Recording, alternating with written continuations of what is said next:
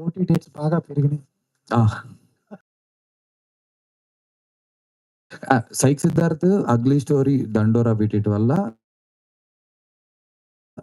నిజంగా ఏదో చెప్పేయటం కాదు. నందుతో ఇంత డబ్బులతో ఇంత మిగుల్చుకోవచ్చు అనేటువంటి ఒక బేస్ స్లాబ్ అయితే ఏర్పడింది. బహుశా అది తెలిసే నాతో ఇప్పుడు నెక్స్ట్ ఫిల్మ్స్ అంతా thank you so much. Hi. Congrats bro. Bro thank you. And first half మొత్తం చూస్తుంటే కొంచెం బిఫోర్ ఫిల్మ్స్ అన్నీ డిఫరెంట్‌గా ఉంటాయి. సో ఇలాంటి మూవీ ఒప్పుకోవాలంటే నిజంగా ఛాలెంజింగ్. సో నెగెటివ్‌గా వెళ్తుంది. సో ఎలా పోర్ట్రేట్ అవుతుందో తెలీదని.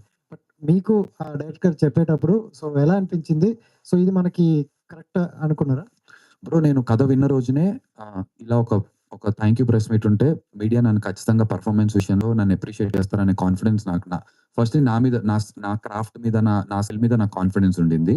అండ్ ఈ కథలో నాకు ఆ స్కోప్ కూడా కనిపించింది. నేను ఇందాక ప్రెస్ మీట్‌కి కిందకొచ్చినప్పుడు మన కొంతమంది మీడియా వాళ్ళు కలిసినప్పుడు నేను చెప్పాను అదే. నేను నెక్స్ట్ సినిమా చేస్తున్నాను.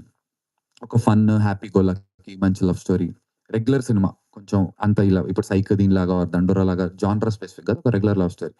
ఆ సినిమా డబ్బులు చేసి నిర్మాతలకు అందరికి డబ్బులొచ్చి, నాకు ఇంకో 4 సినిమాలొచ్చి నాకు డబ్బులు పెంచుతున్నాయేమో గానీ, నందు యాక్టింగ్ ఇరగదీసాడురా అని చెప్పడానికి ఏముండదు సినిమాలో. ఇన్‌ఫాక్ట్ నిన్న నేను షూటింగ్‌లో నిన్న అదే సినిమా షూట్‌లో ఉన్నా. నిన్న మా ప్రొడ్యూసర్స్ షూట్‌కెళ్ళి ఆహ్, షూట్ అంటున్నా. సినిమాకెళ్ళి సెట్‌కొచ్చారు. సెట్‌కొచ్చి యాక్టింగ్ బావుంది అది ఇది అని చెప్పారు. సెలబ్రేట్ చేసారు అంతా అయింది. వాళ్ళు గూడా అంటున్నారు. ఈ సినిమాలో నీకంత స్కోప్ లేదు కదా యాక్టింగ్‌కి అంటున్నారు. సో ఒక యాక్టర్‌గా ఇంత స్కోప్ ఉన్నటువంటి రోల్స్ రావటం చాలా చాలా చాలా కష్టం బ్రో. రాదు. నాకదొచ్చింది. I wanted to grab that దాని opportunity and make the most out of it. అందు గురించే నేను లాస్ట్ టైమ్ ప్రెస్ మీట్‌లో కూడా చెప్పాను. మీ అందరికీ గుర్తుంటే నేను సినిమా డే 1 ఓపెనింగ్ ముహూర్తం అంటున్నాం. ఫస్ట్ డే ఆఫ్ ద షూట్‌లో డైరెక్షన్ డిపార్ట్‌మెంట్ కాకుండా మిగతా అన్ని డిపార్ట్‌మెంట్‌లకు గూడా పిలిచి నేను చెప్పాను. ఇట్స్ జెన్యూన్ అవిక గూడా ఉండింది ఆ రోజు.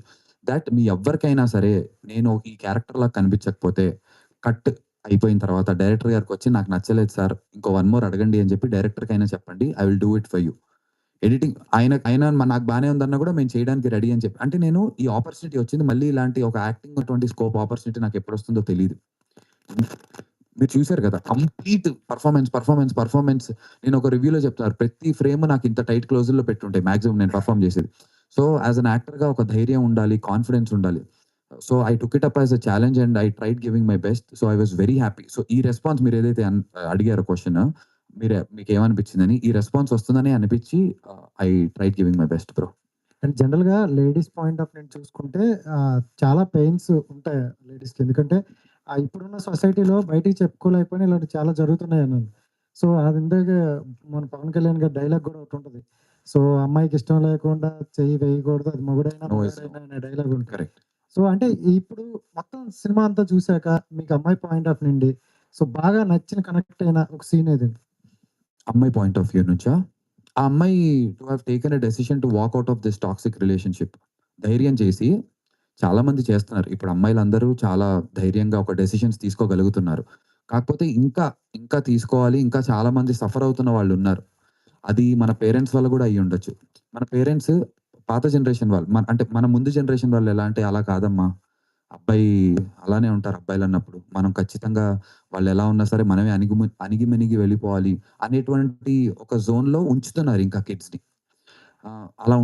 అలా అంటే అలా అని చెప్పి ఇప్పుడు అంటే ఏంటి మ్యారిటల్ రిలేషన్‌షిప్స్‌ని నువ్వు ఏంటి ఇప్పుడు బ్రేక్ చేసుకొని వెళ్ళిపోమంటా నేను అలా చేయమనట్లే. మాక్సిమం చూసుకొని అబ్బాయి మారాలో, అమ్మాయి మారాలో చూసుకోవాలి. కానీ మారనప్పుడు అంత 'కార్తీక్' లాంటి శాడిస్ట్‌లున్నప్పుడు ఇంక అణిగిమణిగి ఉండేటువంటి చెప్పు తీసుకు కొట్టాలిగా నన్ని. అంతే గదా!